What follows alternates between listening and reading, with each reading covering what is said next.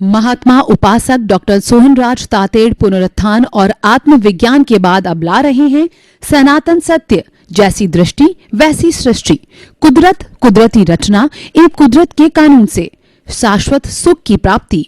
Login करें www.drsohanrajtated.com, YouTube channel doctor Sohanraj Tated, Play Store से download करें mobile app doctor Sohanraj Tated.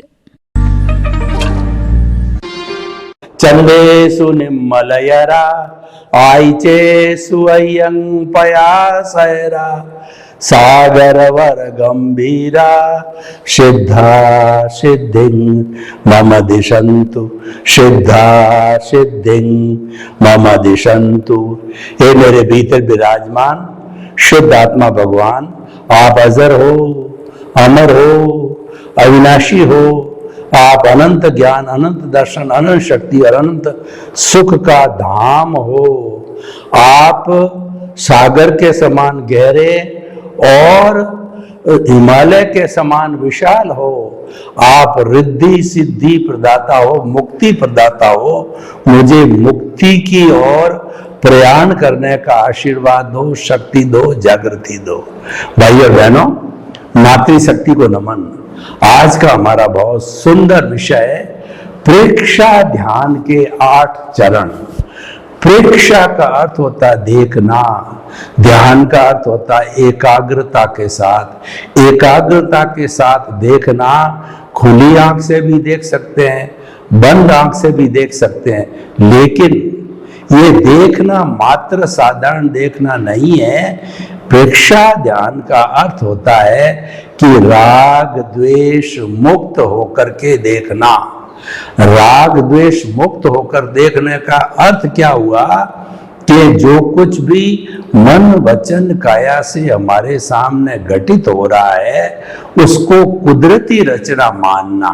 क्योंकि हम ये जानते हैं कि मन वचन काया तथा उससे जुड़ी हुई हर अवस्था मात्र कुदरती रचना है, क्योंकि वह अवस्था है, अवस्था बदलती रहती है और वह अवस्था बदलने का जो नियंत्रण है, उसका जो कंट्रोल पॉइंट है, वह कुदरत के हाथ के अंदर है। क्योंकि ये सारा जगत है कुदरत ही संचालित करती है। प्रश्न ये उठता है कि कुदरत के जो है वह कुदरत कहते किसे हैं? कुदरत जिसके अंदर 6 समवाय होते हैं उसको कुदरत कहा जाता है। जैसे कि अचेतन, चेतन और मोशन, रेस्ट, टाइम और स्पेस, ये 6 तत्वों की मौजूदगी को हम ब्रह्मांड कहते हैं, कुदरत कहते हैं, कॉस्मोस कहते हैं, विश्व कहते हैं, पृथ्वी कहते हैं, संसार कहते हैं, जगत कहते हैं। यानी इसके बहुत से पर्यायवाची है। तो ये 6 द्रव्य की जो अवस्था बदलती है वह कुदरती रचना कहलाती है। अगर हम कुदरती रचना देखने लग जाते हैं तो उसमें राग द्वेष होता ही नहीं है, क्योंकि उसका संचालक कौन है? उसका संचालक तो कुदरत है, और वो कुदरत जो है वह ही इसका संचालन करती है। तो फिर हमारे को जो राग द्वेष होने का प्रश्न ही नहीं है। राग द्वेष कब होता है कि उसके हम संचालक होते हैं। कई बार संचालक हमारी इच्छा अनुसार होता है तो वहां राग हो जाता है, और कई बार संचालन जो है इच्छा अनुसार नहीं होता है तो वहां द्वेष हो जाता है। राग द्वेष की उपस्थिति जो है उसको हम प्रेक्षा ध्यान नहीं कहते हैं। राग द्वेष का न रहना वो प्रेक्षा ध्यान कहलाता। साधारण देखने और प्रेक्षा ध्यान देखने में यही बड़ा अंतर है। देखिए, जब हम कुदरती रचना को कुदरती रचना रूप में देखने लग जाते हैं तो हम इस कुदरत के यूजर, सफरर और गेस्ट बन जाते हैं। ये 3 शब्द जो है बड़े इंपॉर्टेंट है। कोई व्यक्ति जन्म से मृत्यु तक चाहे कितना ही बड़ा हो और चाहे कितना ही कुबेरपति हो, चाहे राजा हो, चाहे रंक हो, सभी इस कुदरत में जन्मते हैं और उनका जो मन वचन काया संचालन भी कुदरत ही करती है। तो उसके अंदर जब मालिक कुदरत है तो आप तो मालिक हो नहीं सकते। जब मालिक नहीं है तो हम क्या हैं? किसी के हम घर जाते हैं, एक दिन 2 दिन रुकते हैं तो घर का मालिक तो घर वाला होता है, और हम जो जाते हैं वो अतिथि बन के जाते हैं, गेस्ट बन के जाते हैं। इसी प्रकार कोई भी प्राणी जितना जितना आयुष्य लेकर के आता है वह जो है उतने समय तक वह कुदरत का गेस्ट होता है। ये बात बहुत समझने की। जब ये बात समझ में आ जाएगी तो राग द्वेष कम होगा, और उसके जब राग द्वेष कम होगा तो प्रेक्षा ध्यान पद्धति का इंट्रोडक्शन होगा। प्रेक्षा ध्यान जो पद्धति एक प्रायोगिक पद्धति है, इसके 8 चरण हैं। वो 8 चरण हम पूर्व में आपको जो है विस्तार से बता चुके हैं। तो अभी हम 8 चरणों की बात तो करेंगे, लेकिन 8 चरण जो है उसकी प्रासंगिकता, उसकी सामाजिक उपयोगिता और उसकी वायबिलिटी और उसकी रिलीवेंस के बारे में इस एपिसोड में बात करेंगे कि 8 चरण कोई व्यक्ति प्रयोग के रूप में करे तो उसको मिलेगा क्या। तो हम बता रहे थे कि वह कुदरती रचना देखने लग जाएगा। कुदरती देखने का अर्थ यह हो कि कुदरत का अपने आप को गेस्ट मानेगा, और दूसरे शब्दों के अंदर व्यक्ति थोड़ा और गहरा जाएगा तो वह मानेगा कि मैं तो कुदरत का सफरर हूं, क्योंकि हर व्यक्ति के मन वचन काया जन्म से मृत्यु तक है उसके पिछले जन्म के कर्म के भुगतान के अनुसार जो उदय और प्रारब्ध होता है, जिसको हम स्क्रिप्ट भी कह सकते हैं, जिसको जो है हम पिछले जन्म की फिल्म भी कह सकते हैं।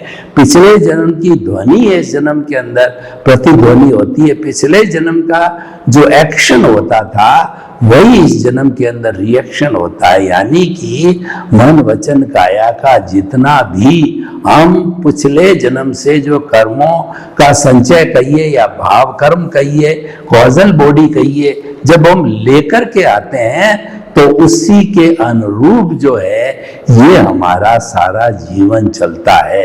तो हम आपको ये बताना चाहते हैं कि कुदरत के जब हम उन कर्मों का भुगतान करते हैं, कराने वाली कुदरत, संजोग जुटाने वाली कुदरत, और हम करते भी कुदरत के अंदर है, तो कुदरत के सफरर हो गए। और तीसरा बात है कुदरत के यूजर हो गए। कुदरत के अंदर मुख्य 5 द्रव्य है, पृथ्वी, जल, अग्नि, वायु और आकाश। इन 5 बेसिक एलिमेंट से कुदरत 84 लाख जीवा योनि के असंख्य अनंत प्राणियों को जन्म देती है, और वो अपना आयुष्य पूरा करके और इसी कुदरत में विलीन होते हैं। यानी पंचभूत का पुतला पंचभूत में विलीन हो जाता है। पृथ्वी, पृथ्वी में जल, जल में अग्नि, अग्नि में वायु, वायु में और आकाश, आकाश के अंदर जो है वो विलीन हो जाता है। तो देखिए कि ये 6 द्रव्य हम जन्म से मृत्यु तक उपयोग में लेते हैं, तो इसका मतलब हम यूजर हो गए। वो हमारे तो है नहीं, वो कुदरत नहीं बनाए, मेंटेन भी कुदरत करती है।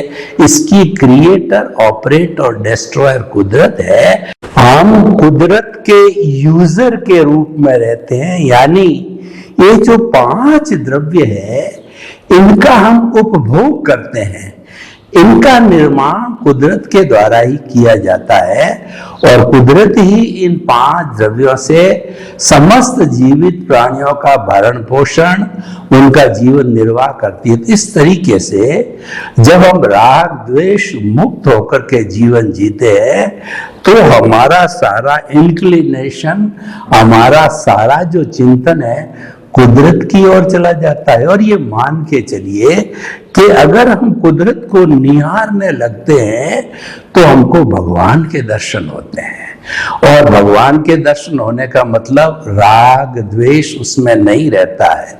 कुदरत के साथ जीने से, सृष्टि के साथ जीने से हम वर्तमान में जीते हैं, वर्तमान में जीने का अर्थ ये हो गया कि हम प्रेजेंट सिचुएशन में रहते हैं, हमारा ध्यान केवल वर्तमान पर ही टिका हुआ होता है, तो वहां राग द्वेष की कमी आ जाती है।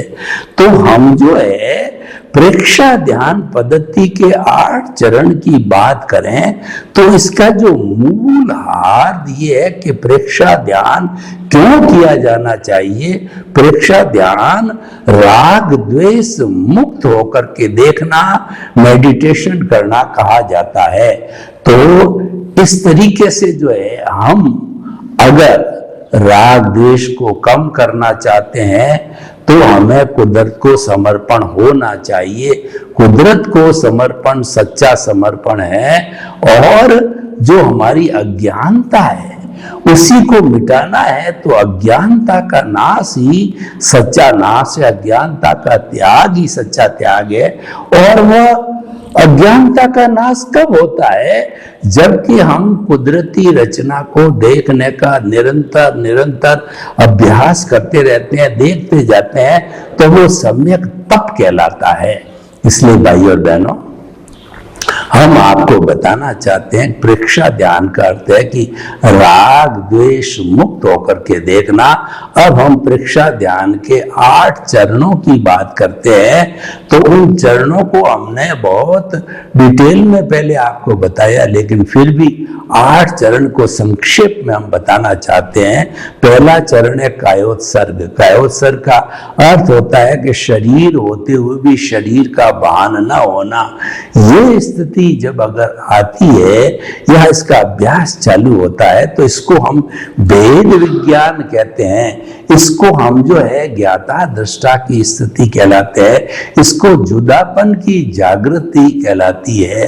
तो ये बहुत ही अच्छा प्रयोग है प्रेक्षा ध्यान का, और उस प्रयोग के बारे में हमने गहराई से आपको बताया। दूसरा प्रेक्षा ध्यान पद्धति का जो चरण है वो है अंतर यात्रा।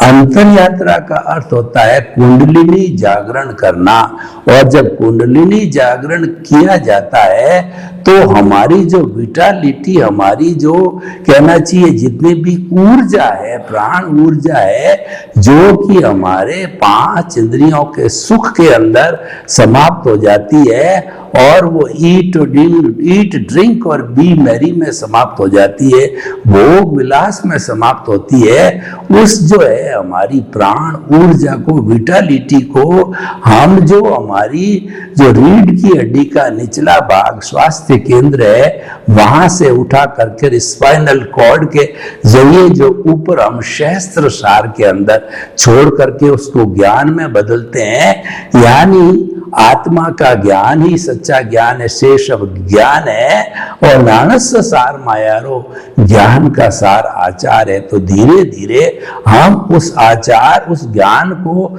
जो है सम्यक आचार कहिए या सम्यक चारित्र कहिए, उसमें बदलना चालू कर देते हैं। तो और तीसरा जो है हमारा जो 8 चरण में से तीसरा चरण है श्वास प्रेक्षा। श्वास का हमारे जीवन से बहुत गहरा संबंध है। अगर हम श्वास के ऊपर बराबर नियंत्रण करें तो वो ये मुक्ति का रास्ता है, क्योंकि जो श्वास की संख्या को घटाता है उसके राग द्वेष घट जाते हैं।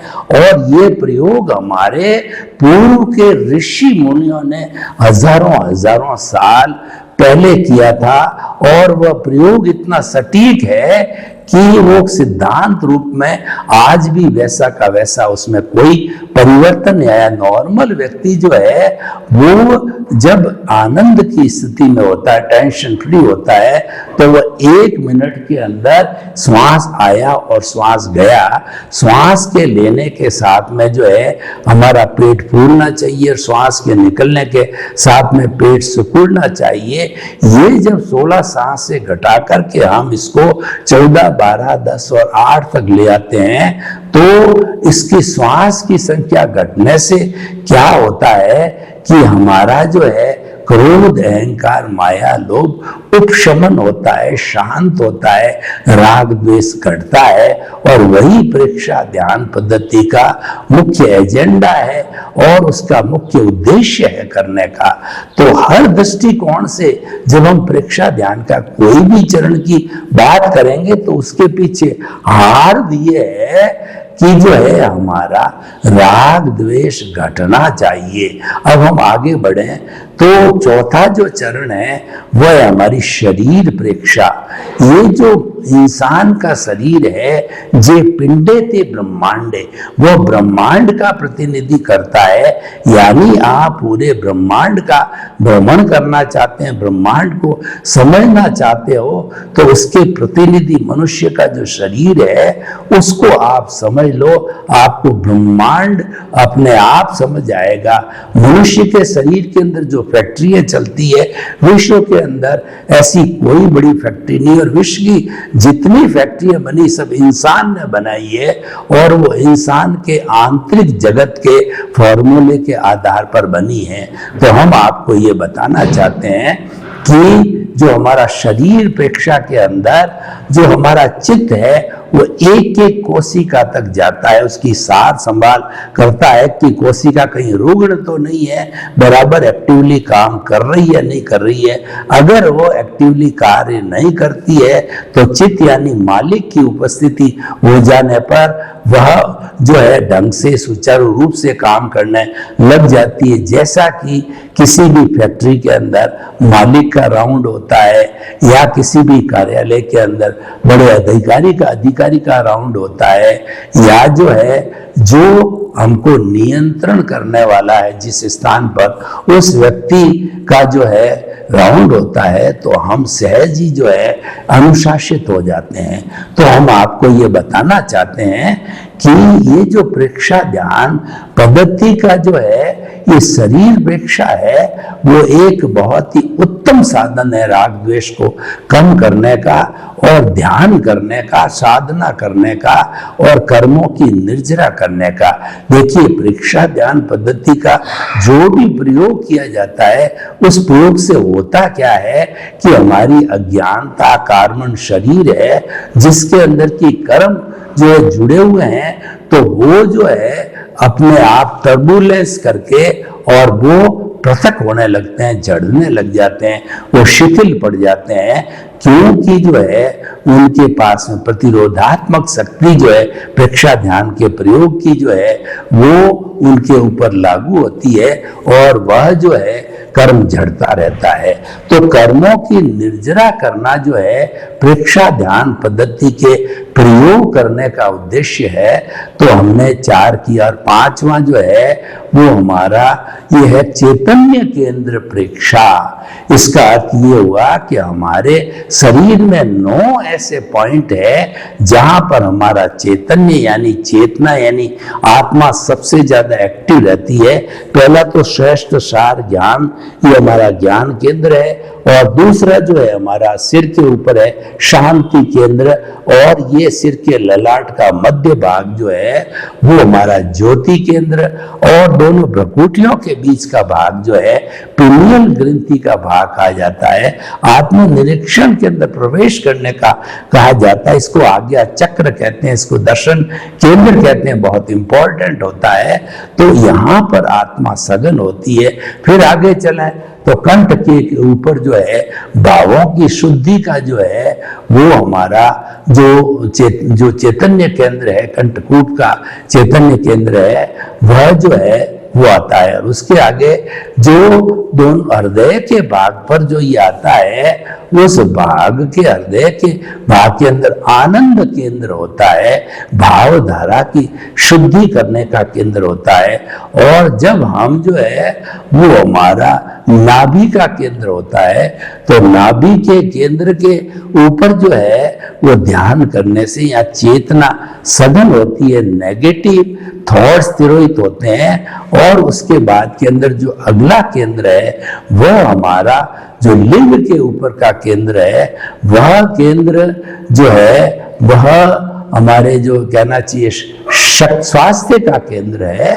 और उसके बाद में अंतिम जो रीढ़ की हड्डी के नीचे वाला केंद्र, जहां नीचे विटालिटी भरी हुई रहती है, वो हमारा जो है स्वास्थ्य केंद्र कहलाता है। उससे स्वास्थ्य जो है वो बहुत अच्छा रहता है। तो भाई और बहनों, हम आपको ये कहना चाहते हैं कि प्रेक्षा ध्यान पद्धति का जो ये शरीर प्रेक्षा और चैतन्य केंद्र प्रेक्षा जो चरण है, वो प्रयोग करने से हमारे राग द्वेष की कमी आती है और हम राग द्वेष मुक्त होकर के देखने लग जाते हैं। अब अगला जो चरण है, वह जो छठा चरण है, वह लेशिया ध्यान। जो हमने 9 जो है चैतन्य केंद्र बताए, वहां अलग अलग कलर का ध्यान किया जाता है। उदाहरण के तौर पर जो हमने ज्ञान केंद्र बताया, उस पर चमकता हुआ पीला रंग का पद्म लेशिया का ध्यान करने से हमारे जितने ज्ञान तंतु है वो सक्रिय हो जाते हैं, हमारी स्मरण शक्ति बढ़ती है और ज्ञान बढ़ता है। और उसी तरीके से अगर हमारा जो हृदय के पास का केंद्र है, जो आनंद केंद्र कहलाता है, उस पर जो पत्तियों का कलर होता है, पेड़ों की पत्तियों का हरा कलर, उसका कलर का हम जो है ध्यान करने लग जाते हैं, तो भाव धारा शुद्ध होती है। तो इस तरीके से जो अलग अलग जो चैतन्य केंद्र पर जो है वह कलर का ध्यान करने से, कलर ब्राइट होना चाहिए, चमकदार होने चाहिए, उनका जो है ध्यान करने से हमारे को जो प्राप्ति होती है वो हमारा राग द्वेष कम होता है। और राग द्वेष को कम करना ही हमारा प्रेक्षा ध्यान का सबसे बड़ा उद्देश्य है। जब व्यक्ति का राग द्वेष कम होता है तो इसका अर्थ ये हुआ कि उसकी अज्ञानता कहिए, या उसका जो कार्बन शरीर कहिए, या जो है उसका लिंग शरीर कॉजल बॉडी कहिए, वो धीरे धीरे घुलने लगती है, यानी उसका घनत्व कम होता है। यानी कि कर्मों की संख्या की निर्जरा लगातार होती रहती है, उसको आंशिक निर्जरा कहते हैं। और ये संपूर्ण निर्जरा हो जाती है तो आत्मा से सारे कर्म जड़ करके और आत्मा अकेला रह जाता। कर्म शरीर कहिए या हमारी जो प्रतिष्ठित आत्मा कहिए या मन कहिए, वो तिरोहित हो जाते हैं, वो विलय हो जाते हैं। तो इसीलिए जो है ये हमारे लिए बहुत ही उपयोगी और सहयोगी होते हैं और इनका उपयोग जो है प्रेक्षा ध्यान पद्धति के अंदर किया जाता है। तो भाई और बहनों, उसके बाद के अंदर हम जो है कहें तो लेशिया ध्यान के बाद अनुप्रेक्षा आती है। 8वां चरण है वो अनुप्रेक्षा का है। अनुप्रेक्षा का अर्थ होता है कि कोई एक अच्छा सिद्धांत हमने लिया, उसकी जो है बार बार हम चिंतन करें। मनुष्य के लिए क्या कहा गया है, टू एयर इज ह्यूमन। मनुष्य गलती का पुतला है, वो गलती कर जाता है, लेकिन मनुष्य महान वह होता है जो गलती करने के बाद उसके अंदर सुधार कर देता है और अपनी गलती को गलती मानता है। जब वो व्यक्ति अपने आप में सुधार करने लग जाता है तो उसका मनोबल मजबूत हो जाता है और व्यक्ति जो है वो अपना इस सुधार करने कारण मूल क्या होता है, उसका राग द्वेष काफी शिथिल हो जाता है, काफी डाइल्यूट हो जाता है, काफी हल्का होता है। और संपूर्ण रूप से हल्का करना ये मानव जीवन का सबसे बड़ा उद्देश्य है। ये प्रेक्षा ध्यान पद्धति के प्रयोग करने का सबसे बड़ा उद्देश्य है कि हम राग द्वेष मुक्त होकर के हमें देखें या हम ध्यान करें। देखिए, जो बाधा पहुंचती है वो राग द्वेष के कारण ही पहुंचती है और वह उसको मिटाना जो है वो हम अगर पुरुषार्थ करें रियल तो उसको मिटाया जा सकता है। जिसको अज्ञान कहा जाता है, उस अज्ञान को आर्ट ऑफ द विजन के अंदर स्थित रह करके और अपनी एक समझ बना ली जाती है कि मन वचन का ऐसे मुक्त ऐसा में शुद्ध आत्मा, उसकी स्थापना हो जाती है। और हमारा जो व्यवहार जगत है जो कि चल रहा है और लंबे समय तक चलेगा, तो उस व्यवहार जगत के अंदर काम करने वाले मन वचन काया होते होते हैं, तो हम जो आर्ट ऑफ विजन में दूसरा सिद्धांत फिट करते हैं कि मन वचन काया तथा उससे जुड़ी हुई हर अवस्था मात्र कुदरती रचना है और वह व्यवस्थित है। यानी मन वचन काया की जो प्रवृत्ति होती है और इसकी जो दशा बदलती है वह तो नाशवान, वो टेम्परेरी है। कभी सुख आता है, दुख आता है, वह इसी कारण से आता है। तो ये सब जो है होने के बावजूद भी जो हम जो है वो अपनी अज्ञानता को समाप्त करने में और इस कॉजल बॉडी के घनत्व को कम करने के अंदर हम सक्रिय हो जाते हैं और हम कर पाते हैं। ये कब होता है कि जब हमारे भीतर जो है कुछ करने की चाह होनी चाहिए। प्रेक्षा ध्यान पद्धति का कोई भी प्रयोग आप कीजिए, हर प्रयोग जो है आपके मन के अंदर मानसिक शांति को लाने वाला होगा। आपका शारीरिक स्वास्थ्य, आपका मानसिक स्वास्थ्य, आपका जो इमोशनल हेल्थ कहिए, स्पिरिचुअल हेल्थ कहिए और जो सोशल हेल्थ कहिए, सबको अच्छा बनाने वाला है। तो और ये असंप्रदायिक है। जो प्रेक्षा ध्यान पद्धति को पालन करने वाला किसी भी धर्म का व्यक्ति हो सकता है और दुनिया के किसी भी कोने का, किसी वर्ग का, किसी जाति का हो सकता है। उसको प्रेक्षा ध्यान पद्धति के जो गुरु है उसको भी गुरु बनाना मानना कोई आवश्यकता नहीं है। लेकिन प्रेक्षा ध्यान के जो मूल सिद्धांत जो कि कुदरत से जुड़े हुए हैं, वह व्यक्ति जो है अपने जीवन में अच्छी तरह से डालने वाला होना चाहिए। क्योंकि जब हम किसी सिद्धांत को पकड़ लेते हैं तो सिद्धांत को पकड़ लेने के बाद के अंदर वो सिद्धांत के अनुसार चलना जो है वो हमारी एक हैबिट हो जाती है। व्यक्ति हैबिचुअल हो जाता है और जिस लाइन के अंदर वो चलता रहता है उस लाइन के अंदर वो जीवन पर्यंत जो है काम करते रहता है। तो हमारे कहने का अर्थ ये, आप किसी भी जाति के हो, किसी भी धर्म के हो और कितनी भी उम्र के हो, आप प्रेक्षा ध्यान के 8 चरणों का आप जो एक एक करके इसका आप उपयोग करते हो और इसको अपने जीवन के अंदर डालते हो तो निश्चित तौर से आपके जीवन के अंदर बहुत बड़ा सुधार आएगा। और वह सुधार क्या है कि आपका चिंतन स्वस्थ हो जाएगा और आप कुदरती रचना मानने लग जाओगे और आप जो है अपने आप के शुद्ध अस्तित्व के अंदर भी समा जाओगे। तो देखिए, हम आपको ये बताना चाहते हैं कि ये जो हमारा प्रेक्षा ध्यान पद्धति जो है बहुत ही इंपॉर्टेंट और बहुत ही अच्छी पद्धति है, सरल पद्धति है, सुगम पद्धति है और सर्वग्राह्य पद्धति है। ये हमारे को साधारण रूप से उपलब्ध हो रही है महापुरुषों के करुणा के कारण। तो हमें इसका उपयोग करना चाहिए। इसका उपयोग करेंगे तो निश्चित तौर से हमारी राग द्वेष कम होंगे, अज्ञानता कम होगी और हम मुक्ति की ओर प्रस्थान करेंगे। सर्वे भवन्तु सुखिनः, सर्वे सन्तु निरामया। लोक के सब जीवों को सुख मिले, शांति मिले, आनंद मिले, प्रेम मिले, सौहार्द मिले और सभी हम हिल मिल करके ईश्वर को धरा पर उतार लाएं। आपके प्रति मंगल भावना। ओम शांति। महात्मा उपासक डॉक्टर सोहनराज तातेड़ पुनरुत्थान और आत्मविज्ञान के बाद अब ला रहे हैं सनातन सत्य, जैसी दृष्टि वैसी सृष्टि, कुदरत कुदरती रचना एवं कुदरत के कानून से शाश्वत सुख की प्राप्ति। लॉग इन करें www.drsohanrajtated.com। YouTube channel doctor Sohanraj Tated, Play Store से डाउनलोड करें mobile app doctor Sohanraj Tated.